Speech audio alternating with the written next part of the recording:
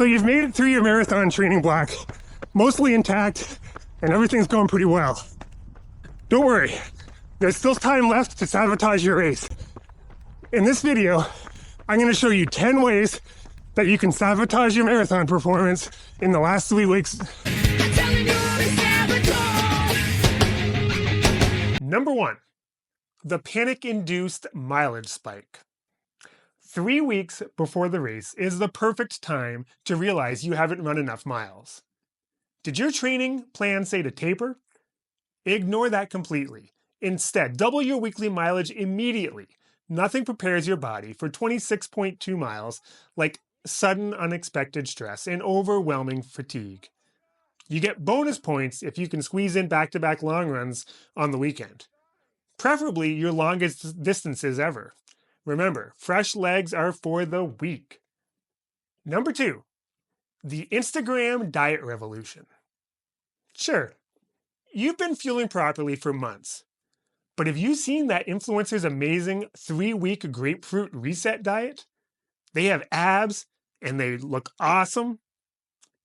They must know what they're doing. Why stick with your proven boring nutrition when you could survive exclusively on citrus fruits and apple cider vinegar? That lightheadedness during your final training runs isn't concerning. It's just your body detoxing. Pro tip, the more dramatically different from your original diet, the better. Nothing prepares you for 26.2 miles like a complete nutritional overhaul 3 weeks before race day. Number 3, the insomnia training plan. Sleep is overrated, especially when you could be spending those precious nighttime hours obsessively checking weather forecasts, reading every marathon article ever written, or spiraling into panic about your training.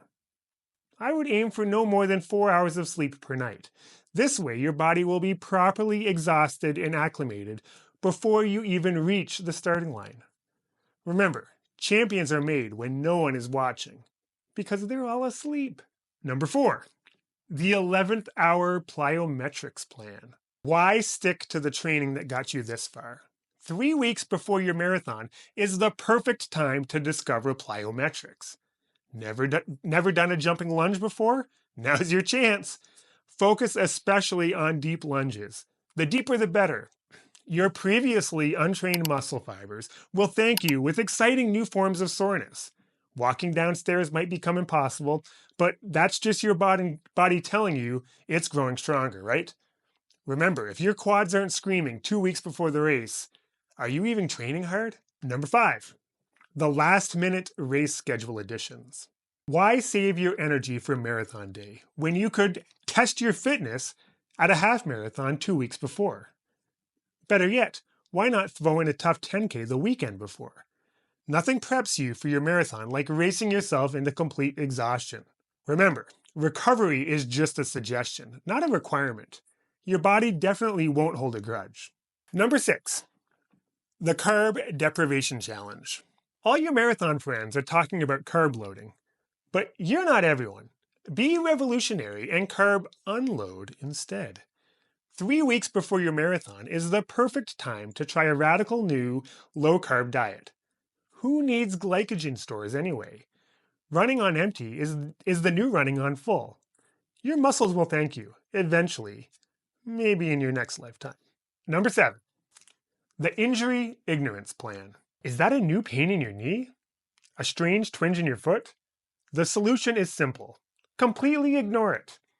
Even better, increase your training intensity to really test if it's a real injury or just your imagination. Remember our motto, it's not an injury until you physically cannot move. Number 8, go down the social media comparison rabbit hole. You should spend at least 3 hours daily scrolling through marathon hashtags and following elite runners. Notice how everyone seems more prepared than you? Perfect. Use this information to completely destroy your confidence. Here's a bonus activity. Mentally revise your goal time every 12 hours based on what random strangers are posting about their training. Remember, your self-worth is directly tied to your marathon pace.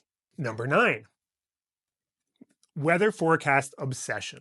The weather for marathon day is predicted 3 weeks out with near 100% accuracy, right? Check multiple weather apps hourly and panic accordingly. Too hot? Your race is doomed. Too cold? Catastrophe awaits. Just right? Clearly the forecast will change, so keep worrying. Here's a pro move. Mentally run the race in your head for every possible weather condition until you've exhausted all 3,000 scenarios. Number 10, lifestyle chaos maximization. The final 3 weeks before your marathon are the ideal time to move to a new home, take on a huge project at work, you could plan a wedding, or anything else that completely disrupts your routine. Who needs stability when you can have adrenaline-fueled chaos? Your body won't mind the additional stress at all. So there you have it, folks. Follow these 10 simple steps, and I guarantee your marathon experience will be interesting. Or you could do the opposite of everything I just said and actually have a good race. But where's the fun in that? Remember, you've done the hard work for months. These final 3 weeks are just about staying healthy, resting appropriately, and trusting your training. But that makes for a much less interesting video, doesn't it? Again, I hope you didn't mind the snarkiness.